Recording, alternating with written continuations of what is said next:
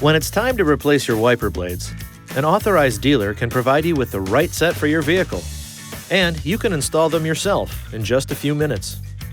To remove a windshield wiper blade, first raise it off the glass by lifting the wiper arm to the full up position.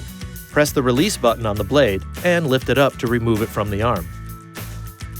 Position the replacement wiper blade above the arm and insert it into the housing until it snaps into place. Now, just lower the wiper blade onto the glass and repeat the process for the other side. To replace the rear wiper blade, carefully lift the rear arm off the glass. Use one hand to grab the wiper arm as close to the wiper blade as possible. With the other hand, push the blade toward the glass to unsnap the pivot pin. Install the replacement wiper blade's pivot pin into the blade holder and press the blade until it snaps into place.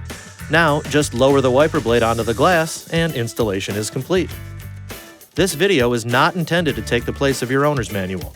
For complete details and other important safety information, please see your owner's information.